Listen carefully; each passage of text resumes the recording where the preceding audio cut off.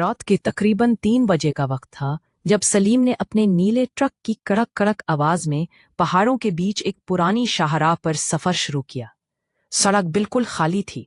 हवा में एक अजीब सी नमी थी जो उसकी जिल्द को छूती थी और चांद बादलों में छुपने की कोशिश कर रहा था।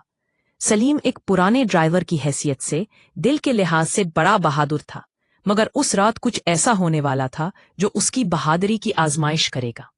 लाहौर से पेशावर की जानिब सामान ले जा रहे उसकी आंखें नींद से भरी थीं, जबकि मंजिल बहुत दूर महसूस हो रही थी। रेडियो खराब था, मोबाइल में सिग्नल नहीं थे और वो अकेला था। ट्रक की हल्की रोशनी उसके अलावा कुछ भी नहीं दिखा रही थी। सलीम ने सोचा कि अगर वो जल्द मंजिल पर पहुंच जाए तो कुछ सुकून मिलेगा, मगर फिर अचानक सड़क पर कुछ हिलता हुआ नजर आया। उसने तेजी से ब्रेक लगाई। एक बूढ़ी औरत जो सफेद चादर ओढ़े हुए थी और हाथ में लकड़ी का असा लिए खड़ी थी। उसकी आंखों में एक अजीब सा खौफ था। सलीम ने शीशा नीचे किया और पूछा, अम्मा, रात के इस पहर कहाँ जा रही हो?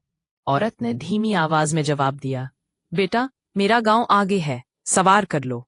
ये रास्ता अकेले डर लगता है। सलीम ने हमदर्दी में उसे बिठा लिया और वो खामोशी से बैठ गई। कभी कभार उसकी सांस लेने की अजीब आवाज आती थी, जैसे कोई बहुत बूढ़ा हो। कुछ मील के बाद औरत ने कहा, यहाँ रोको, ये मेरा गांव है। मगर सलीम ने आसपास देखा, वहां कुछ भी नहीं था। ना कोई मकान, ना रोशनी, बस वीरान जमीन और एक पुराना कब्रिस्तान। सलीम का दिल धड़का। अम्मा, यहाँ तो कुछ नहीं है।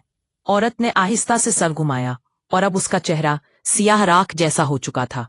उसकी आंखों से सुर्ख रोशनी निकल रही थी और उसके लबों से एक खौफनाक आवाज आई, यही मेरा गांव है बेटा। मैं यहां सो चुकी हूं पिछले 50 साल से।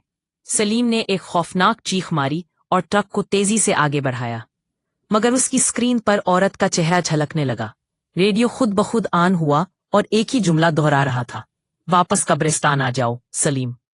डर के मारे सलीम ने अगला मोड़ काटा, मगर सामने क्या था? वही बूढ़ी औरत सड़क के बीच खड़ी थी। उसने ब्रेक लगाने की कोशिश की, मगर ट्रक सीधा उसके अंदर से गुजर गया और फौरन बंद हो गया। सलीम बेहोश हो गया। अगली सुबह जब लोग वहां पहुंचे, ट्रक बंद हालत में खड़ा था। सलीम सीट पर मुर्दा मिला। उसके चेहरे पर वही औरत के पंजों के निशान थे, जैसे जिंदगी की तड़प ने उसे इस गांव में बंद कर दिया हो।